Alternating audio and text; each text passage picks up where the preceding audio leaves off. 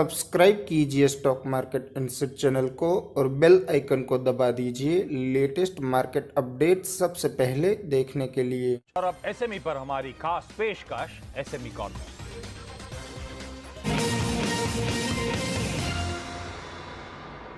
और SME corner में आज हमारे रडार पर है कंपनी अक्षर स्पिनटेक्स। अब ये कंपनी क्या है?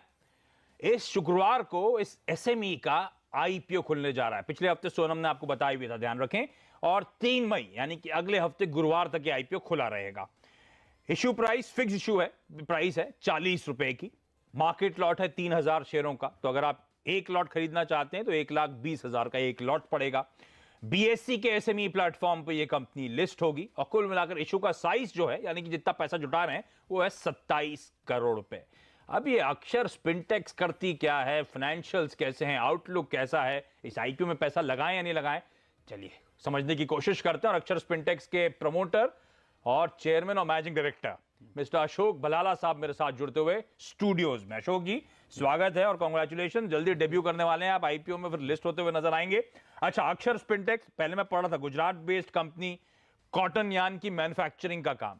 तो आप मुझे कितनी क्षमता, धंधा आसान शब्दों में समझाएं, करती क्या है अक्षर स्पिनटेक्स? अक्षर स्पिनटेक्स 24,480 स्पिंडल है, मतलब 25,000 स्पिंडल की कैपेसिटी है। और कॉटन जहां सॉइंग होता है मैक्सिमम सौराष्ट्र रीजन में, उसके बीच में खड़ी हुई है। आगे पीछे 10 किलोमीटर में करीबन कॉटन का सॉइंग हो रहा है और 10 से 15 जिनिंग है। तो रॉ मटेरियल की अवेलेबिलिटी जहां है, और शंकर 6 जो बेस्ट कॉटन वर्ल्ड में हौजरी काउंट में है, शंकर 6 जो वर्ल्ड बेस्ट है हौजरी काउंट के लिए, और उसी रॉ मटेरियल से अभी अपना काम चल रहा है। तो आप वही प्रोक्योर करते हैं? वही प्रोक्योर। तो बेसिक आइडिया आपका जामनगर के पास, जामनगर डिस्ट्रिक्ट प्लांट है, जामनगर डिस्ट्रिक्ट, तो वहीं के आसपास ये कॉटन ग्रो करा जाता है, वहीं से आप प्रोक्योर करते हैं, उसे प्रोसेस करते हैं और बेचते हैं। तो ये कौन आपके की क्लाइंट्स हैं, कौन ग्राहक हैं, किसको बेचते हैं? जनरली मेजर ट्रेडर्स इसमें होते हैं, बट सब जगह कॉर्पोरेट में भी ये यूज़ होता है। लेकिन जो हौजरी काउंट होता है, हौजरी इनरवेयर जो लोग बनाते हैं, जैसे टीटी वगैरह, ये सब आपके ग्राहक हैं? नहीं, टीटी हमारे ग्राहक नहीं, वेल्समैन ग्राहक है। बाकी अभी हमारा मार्केटिंग स्ट्रेटेजी थोड़ा ऐसा है कि ऑनर से ही हम बिजनेस करते हैं। जहाँ ऑनर्स नहीं है वहाँ ज्यादातर हमारा बिजनेस इनिशियल में। ओनर से मतलब मालिक से बात करूंगा तो नहीं करूंगा? मालिक से ही बात करूंगा। ऐसा क्यों? ऐसा इसलिए कि फिर कोई क्वालिटी प्रॉब्लम या ऐसा आदमी की वजह से बड़ा धंधा हो गया तो मालिक क्या करता है सब? फिर तो कोई ना कोई डिपार्टमेंट करता होगा। नहीं, फिर भी ये ऐसा क्या परहेज? ये तो अपने आप में फिर भी बड़ा धंधा है। जैसे मेरा बड़ा धंधा है तो मैं ही डील कर रहा हूँ। तो दूसरे में भी ये होता है, नहीं होता ऐसी बात नहीं है। तो लेकिन आप धंधा नहीं लेंगे अगर मालिक बात नहीं करेगा? नहीं, ऐसा नहीं है। दूसरे भी लेने वाले बहुत है जो अपनी क्वालिटी को पहचाने और अपने लेवल से बैठे और क्वालिटी मटेरियल जिसको चाहिए। इसकी वजह से हमारे यहाँ कोई मार्केटिंग पर्सन है ही नहीं। तो आप खुद ही डील करते हो, तो सामने वाले से भी एक्सपेक्ट करते हो कि खुद ही डील करे हो? हाँ, क्वालिटी ऐसा बनाओ कि लोग अपने साथ एक बार जुड़े और जुड़ते ही रह जाए। ऐसा क्या धंधा आ रहा है, मालिक नहीं बात कर रहा है, उस कंपनी का प्रोक्योरमेंट मैनेजर बात कर रहा है, तो चलना चाहिए सर, बात कर लिया करो। होता है, बट ज्यादातर ये होता है। ठीक है। अच्छा, छोटी कंपनी का इशू क्या होता है अब एसएमईज में कि टॉप क्लाइंट या टॉप 5 ग्राहक से ज्यादातर रेवेन्यू, सारा का सारा आय बिक्री वहीं से आती है। आपके केस में कितना है? सबसे बड़ा ग्राहक कितना बड़ा है, या सबसे बड़े 5 ग्राहक कितना कंट्रीब्यूशन देते हैं पूरी बिक्री का? करीबन 10 ग्राहक की वजह से 50% का मेरा बिक्री हो जाता है। तो डाइवर्सिफाइड है, कोई दिक्कत वाली बात नहीं। और छोटे को भी संभाल के रखते हैं, क्योंकि ये मार्केट है।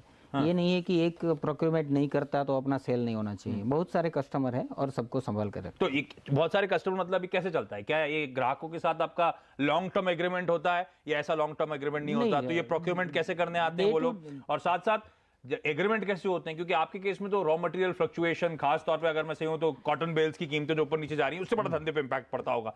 तो ये पास ऑन करने का क्लॉज होता है क्या आपके उसमें? नहीं, इसमें नहीं होता है। वो आपको ऑब्जॉर्व करना जनरली नहीं, ऑब्जॉर्व भी नहीं करना पड़ता। 2 महीने का हमारा फॉरवर्ड बुकिंग रहता है, मतलब ऑर्डर हमारे पास रहते हैं, और 2 महीने का रॉ मटेरियल होता है। तो मार्केट फ्लक्चुएशन से हमारा कोई इतना रिलेशन रहता नहीं है, क्योंकि आज जो हमने डील किया उसको हमको 15 दिन, 20 दिन या 1 महीने, 1.5 महीने, 2 महीने के बाद। ये लॉन्ग टर्म कॉन्ट्रैक्ट होते हैं किसी के साथ कि नहीं? वेल्सपन के साथ लॉन्ग टर्म कॉन्ट्रैक्ट है? वेल्सपन के साथ लॉन्ग टर्म कॉन्ट्रैक्ट नहीं है, दूसरे सबके साथ है। अच्छा, डे टू डे होता है, डे टू डे डिमांड बदलती है, क्योंकि ये फैशन की दुनिया है। हर एक का काउंट चेंज होता है, ये सब होता है। और ये खाली हौजरी में नहीं जाता है, साड़ीज में भी जाता है, ड्रेस में भी जाता है, बेडशीट में भी जाता है।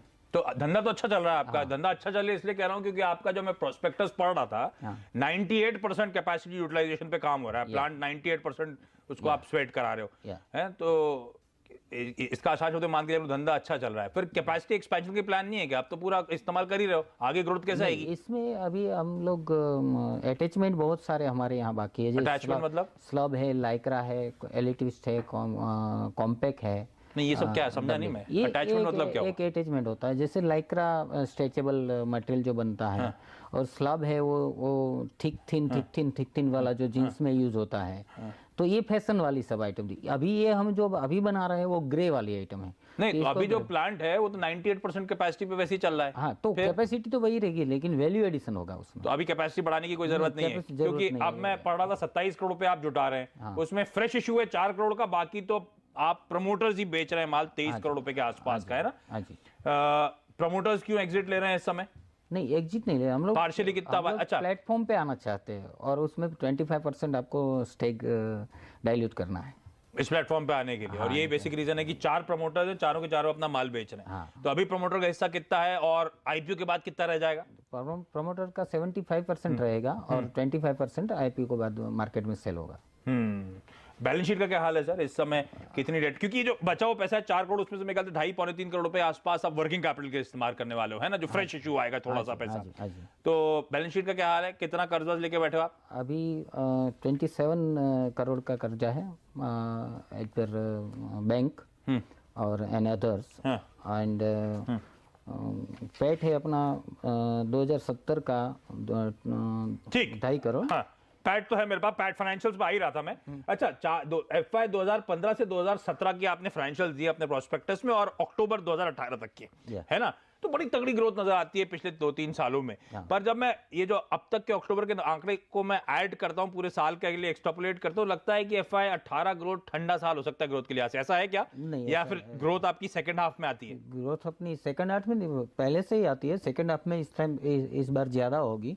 बट जैसे एक्सपीरियंस आपका बढ़ता है, मार्केट के ऊपर आपका ग्रिप बढ़ता है, तो आप प्रीमियम ले सकते हैं। तो अभी जो हम मटेरियल सेल कर रहे हैं उसमें प्रीमियम कमा रहे हैं थोड़ा सा, और स्लाइटली ये बढ़ेगा वैल्यू एडिशन। वैल्यू ऐड करते जाओगे तो मार्जिन बढ़ेंगे। हाँ, मार्जिन बढ़ेंगे, प्रोडक्ट भी बढ़ेगी अपनी। तो ये फाइनेंशियल्स ऐसी ग्रो करेंगे मान के चलो। चलिए बलाला साहब, धन्यवाद आपका और बेस्ट विशेस आपके आईपीओ के लिए। उसके बाद लिस्टिंग के समय आपसे होगा तो फिर बातचीत करेंगे। चलिए, ये अक्षर स्पिनटेक्स जिसका आईपीओ शुक्रवार को खुल रहा है। खैर, आपको रिमाइंड कराता रहूंगा इस पूरे हफ्ते एसएमई कॉर्नर के दौरान। दोस्तों, thanks for watching this video. अगर आपको वीडियो पसंद आया है तो लाइक कर दीजिए।